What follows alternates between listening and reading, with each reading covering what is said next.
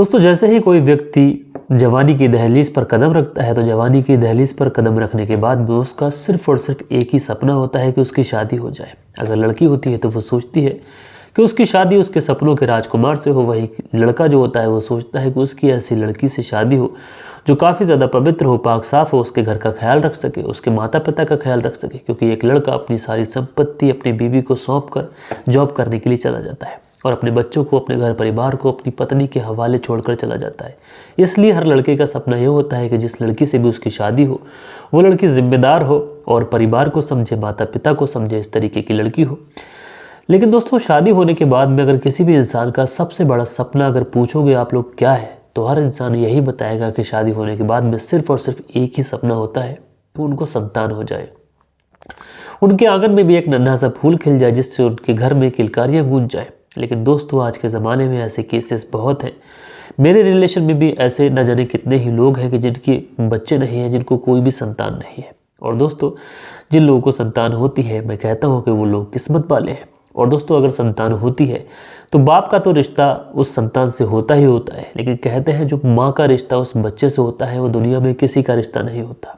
एक माँ अपने बच्चे को इतना ज़्यादा प्यार करती है, इतना ज़्यादा दुलार करती है कि उसको शब्दों में बता पाना शायद ही मुश्किल है। लेकिन दोस्तों कभी कभी ऐसा होता है कि इस रिश्ते को भी कलंकित करते हुए लोग दिखाई पड़ते हैं।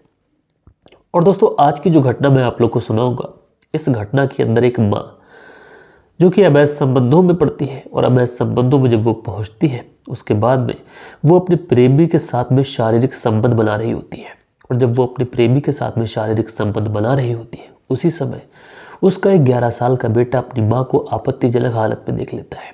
और जब वो आपत्तिजनक हालत में देखता है उसके बाद में उस माँ को जब पता चलता है कि उसके बेटे ने उसे देख लिया है, उसके बाद में जो होता है यकीनन दोस्तों आप लोग भी सुनेंगे तो सुन के बड़ा हैरान होंगे। आप लोग परेशान भी हो सकते हैं कि एक माँ अपने बेटे के साथ में आखिर इस तरीके का कैसे कर सकती है। तो दोस्तों क्या हुआ था इस पूरी घटना के अंदर परत दर परत, पॉइंट टू पॉइंट विस्तार से मैं आप लोग को बताऊंगा। बस आप लोग इस वीडियो में अंत तक बने रहिएगा। तो दोस्तों रात के 10 बज चुके हैं। मैं हूं आप सभी का अपना शाविज मलिक और हाजिर हूं आप लोग के सामने फिर से क्राइम की कहानी को लेके, एक क्राइम की घटना को लेके। अच्छा कल के दिन जिन लोगों के भी कमेंट्स आए हैं वो सारे के सारे कमेंट्स वीडियो के अंत में पढ़े जाएंगे। और आप लोग भी अगर कोई कमेंट्स करना चाहते हो, किसी को किसी का बर्थडे विश करना चाहते हो, किसी को किसी की सालगिरह की बधाई देना चाहते हो या फिर वीडियो किसी को डेडिकेट करना चाहते हो तो आप लोग ज़रूर से ज़रूर लिखिएगा। और आप लोग के जो भी कमेंट्स रहेंगे ये कल के दिन मैं अपने वीडियो में अपने व्यूवर्स के साथ में ज़रूर से ज़रूर साझा करूँगा। तो दोस्तों ज़्यादा वक्त न लेते हुए सीधा सीधा इस कहानी का रुख करते हैं। और दोस्तों आज की जो कहानी, आज की जो घटना मैं आप लोग को सुनाने जा रहा हूँ ये कहानी है उत्तर प्रदेश से। और उत्तर प्रदेश का एक शहर पड़ता है जिसको बोलते हैं फिरोज़ाबाद। और दोस्तों इसी फिरोज़ाबाद के अंतर्गत एक गाँव आता है पिजाया रुकनपुर। और दोस्तों इसी पजाया रुकनपुर में एक व्यक्ति रहता है जिसका नाम मुकीम जो कि शादीशुदा है, पत्नी जिसका नाम फरजाना और इनका एक बेटा भी है। बेटे की उम्र लगभग 11 साल, नाम जीशान। जो मुकीम है ये फलों का ठेला लगाता है और जो बेटा है जीशान वो अपने पिता का हाथ भी बटाता है, दुकान पर भी बैठता है फलों की। और जो फरजाना है ये घर पे ही रहती है। जो मुकीम था इसकी ज़िंदगी बड़े अच्छे से चल रही होती है क्योंकि अब शादी को लगभग 12 से 13 साल गुजर चुके थे और एक बेटा भी हो चुका था जिसकी उम्र 11 साल थी। अब वो बाप का हाथ भी बटाने लगा था, इसलिए अगर बाप को कहीं फल लेने बाहर जाना होता था तो उस समय दुकान पर सिर्फ और सिर्फ जीशान ही होता था। ऐसे ही ज़िंदगी चल रही थी, सब कुछ ठीक चल रहा था। कहते हैं ना कि अगर ज़िंदगी में शादीशुदा होने के बाद में अगर बेटा हाथ बटाने लायक हो जाए तो बाप के कंधों से थोड़ा सा बोझ कम हो जाता है। इसी तरीके से जो मुकीम था ये बहुत ज़्यादा खुश था क्योंकि उसका बेटा अब उसके कामकाज में उसका हाथ बटाने लगा था। लेकिन दोस्तों उसके बाद में एक तारीख आती है 21 फरवरी साल 2023। और इसी 21 फरवरी साल 2023 को जो बेटा जीशान था ये घर से किसी काम के सिलसिले में निकलता है, लेकिन उसके बाद से लौट कर नहीं आता है। अब जब जीशान लौट कर नहीं आता है तो जो माँ होती है फरजाना ये बहुत ज़्यादा परेशान होती है। अब परेशान होती है, अपने बेटे को इधर उधर ढूंढती है, कहीं खेलने गया हो तो वहाँ भी ढूंढती है। जिन बच्चों के साथ में उसका उठना बैठना था, खेलना कूदना था, उन सारे बच्चों से भी पूछती है, लेकिन कहीं भी जीशान का कोई पता नहीं चलता है। अब जब जीशान का पता नहीं चलता है तो आस पड़ोस में कुछ रिश्तेदार भी थे, उन रिश्तेदारों के घर भी तलाश किया जाता है, लेकिन वहाँ भी जीशान का कोई पता नहीं था।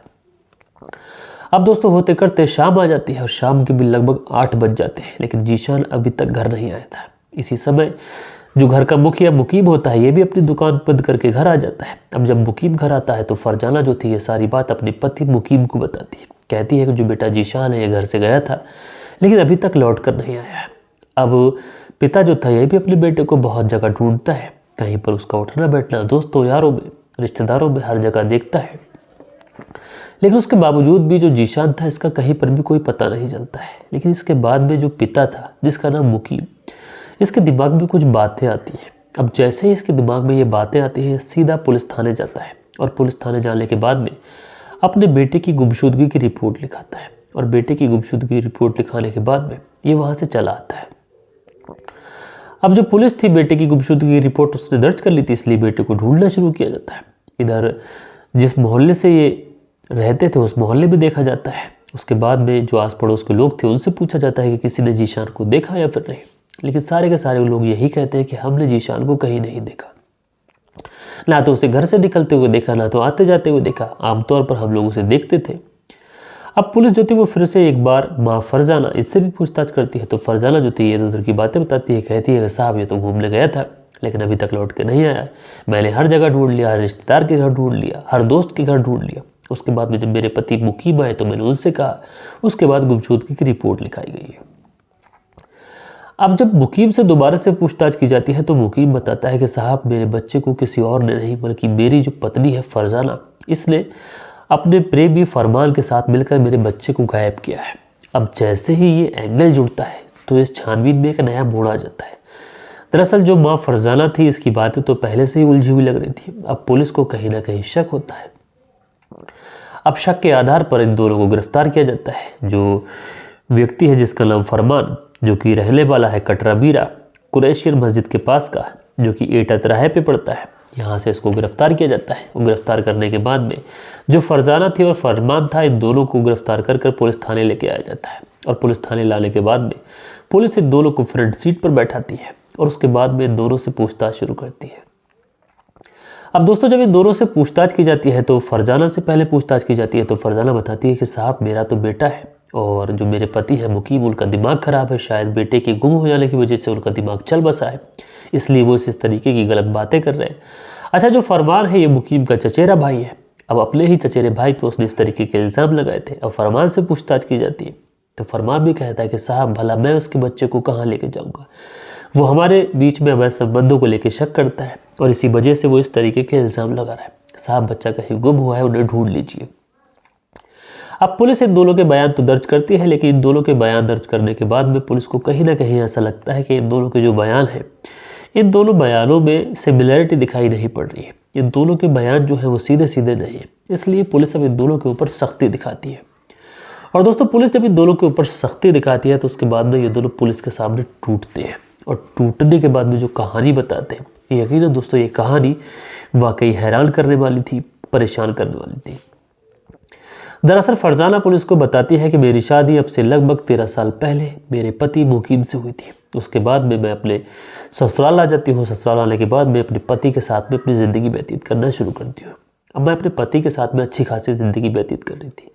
थोड़ा समय गुजरता है, उसके बाद में हमारा बेटा जीशान भी होता है। उसके बाद में हमारे घर में जो खुशियाँ थी वो आ जाती है। लेकिन इसी बीच में जो मेरा पति था इसका जो शारीरिक क्षमता थी, एक तरीके से जो शारीरिक सुख मुझे दे पाता है, इन सारी चीज़ों में वो कहीं ना कहीं असमर्थ रहने लगा। अब वो जब इन चीज़ों में असमर्थ हुआ, इसी बीच में हमारे घर में जो फरजान था, जो कि मेरे पति मुकीम का चचेरा भाई था, ये हमारे घर आए दिन आता रहता।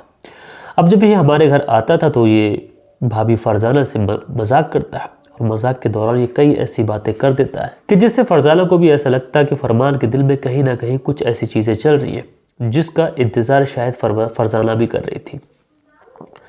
अब जो फरमान था ये आए दिन अपनी भाभी फरजाना से मजाक करता है और जो फरजाना थी ये भी उसका बहुत हंस के जवाब दिया करती थी। एक दिन जब मुकीम अपने घर से फल लगाने के लिए, ठेला लगाने के लिए निकलता है, उसी समय जो फरमान था ये उसके घर पे आता है। अब जैसे ही फरमान घर पे आता है तो उस समय उसका बेटा जीशान भी घर पे नहीं होता है।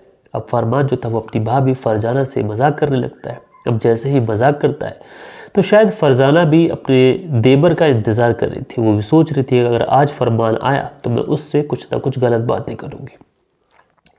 अब दोस्तों इन दोनों के बीच में गलत बातें और मजाक का जो सिलसिला था ये शुरू हो जाता है कि इसी बीच में जो फरमान था ये अपनी भाभी का हाथ पकड़ लेता है। अब जैसे ही हाथ पकड़ता है तो भाभी कहती है कि यहाँ पर हाथ पकड़ने की ज़रूरत नहीं है, तुम मेरे साथ कमरे में चलो। उसके बाद में ये लोग कमरे में पहुँचते हैं और कमरे पे जब ये लोग पहुँचते हैं तो इनके बीच में जो सारी सीमाएँ थी, जो सारे बंधन थे, जो सारे रिश्ते थे वो टूट जाते हैं। और उसके बाद में मुकीम के ही घर पर, मुकीम के ही बेड पर जो फरजाना थी ये फरमान के साथ में शारीरिक संबंध बनाती है। जो एक बार ये शारीरिक संबंध बनने का सिलसिला शुरू होता है तो उसके बाद कभी रुकने का नाम नहीं लेता।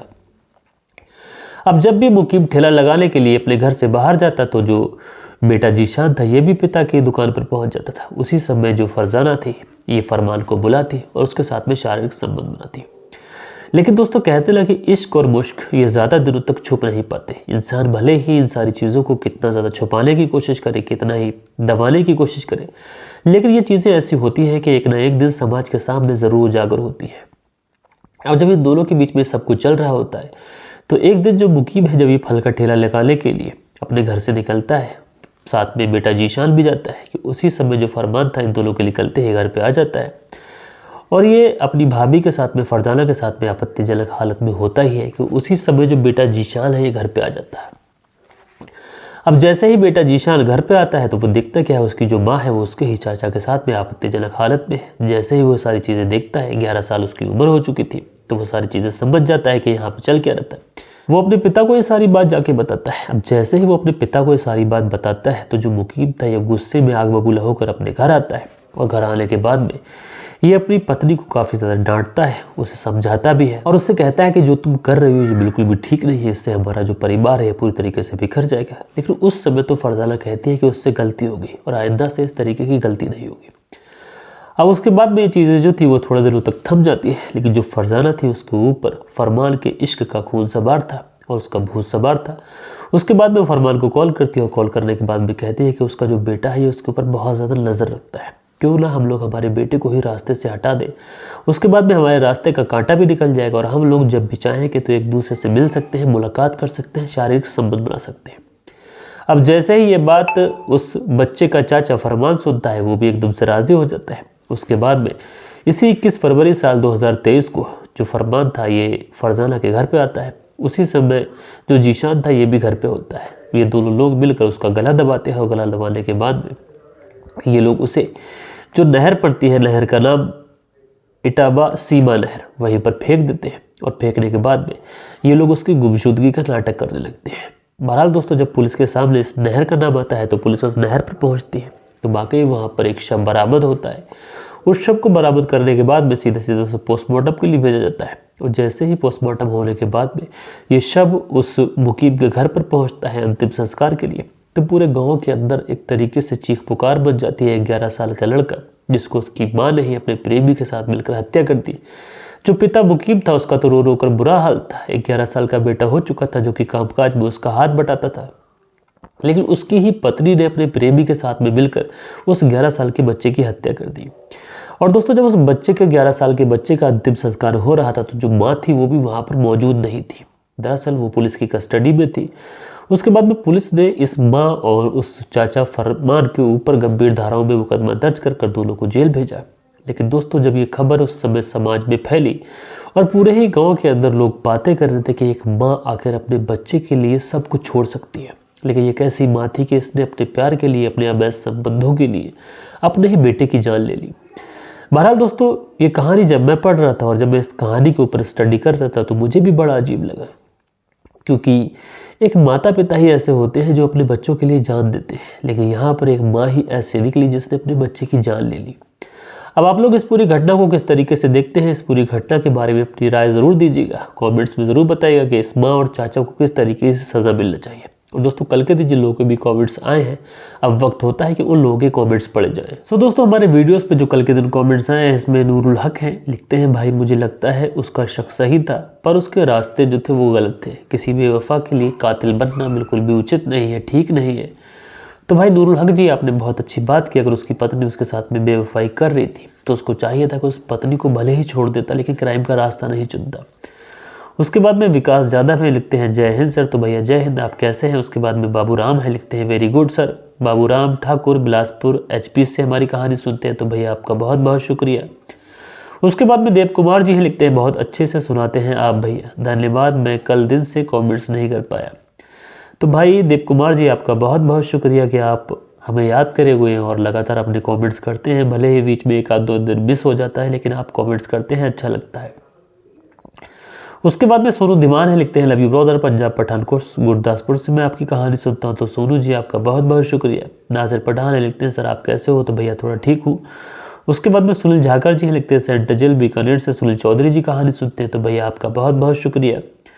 उसके बाद में अगला जो कमेंट्स है ये दोपा बागरा है और ये लिखते हैं भाई थोड़ा लाउड करो आवाज़ को, बहुत डिम है। तो भाई अपने मोबाइल का थोड़ा सा वॉल्यूम चेक कर दीजिएगा, क्योंकि मेरी जो आवाज़ है ये काफ़ी ज़्यादा तेज़ आती है। किसी ने आवाज़ को लेकर अभी तक तो शिकायत की नहीं है। उसके बाद में ज़ुबैर गुज्जर है, लिखते हैं सर नाइस ज़ुबैर गुज्जर, इन हुआ अमेठी अचल घर में मेरा नाम ज़रूर लेना। तो भाई ज़ुबैर गुज्जर जी आपका बहुत बहुत शुक्रिया। उसके बाद में मोहम्मद फराज हैं कुबैस से, लिखते हैं सिर्फ शक के आधार पर लड़के को अपने भाई और बीबी को गोली नहीं मारनी चाहिए। शक अगर यकीन में बदल जाता तो वो तलाक लेकर अलग हो सकता था। बहुत अच्छी बात कही आपने मोहम्मद फराज जी, आपका शुक्रिया। उसके बाद में मोहम्मद इरफान है, जो मोहम्मद इरफान है लिखते हैं अस्सलाम वालेकुम वरहमतुल्लाहि वबरकातुहू। मलिक साहब अब आपकी तबीयत कैसी है? मोहम्मद इरफान कासमी गगलेड़ी ज़िला सहारनपुर यूपी भारत से हमारी कहानी सुनते हैं। तो मोहम्मद इरफान जी तबीयत जो है वो थोड़ी सी ठीक है, लेकिन अभी भी यहाँ इस साइड में थोड़ी सी प्रॉब्लम मुझे दिखाई पड़ रही है। उसके बाद में जो अगला कमेंट्स है सुनील त्यागी जी का है, लिखते हैं नमस्कार भाई साहब, रेणु सुनील त्यागी श्याना बुलंदशहर से। तो आप दोनों पति पत्नी का भी बहुत बहुत धन्यवाद, बहुत बहुत शुक्रिया।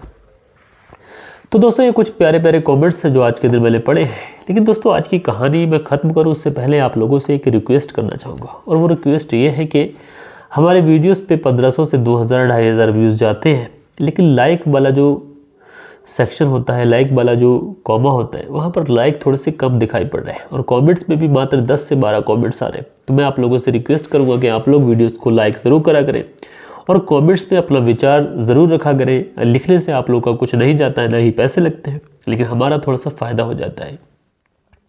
फ़ायदा ये हो जाता है कि अगर आप लोग लाइक करते हैं, कमेंट्स करते हैं, तो वीडियो की थोड़ी सी रीच बढ़ जाती है। इसलिए लाइक कर कर और कमेंट्स करके अपना सपोर्ट, अपना प्यार हमारे साथ में ज़रूर साझा करिएगा। तो दोस्तों मिलते हैं कल के दिन किसी और क्राइम स्टोरी के साथ में। जब तक के लिए अपना ख्याल रखिएगा, परिवार के रिश्तों की अहमियत को समझिएगा, परिवार का ख्याल रखिएगा, माता पिता का ख्याल रखिएगा, देश का ख्याल रखिएगा। जय हिंद, जय भारत।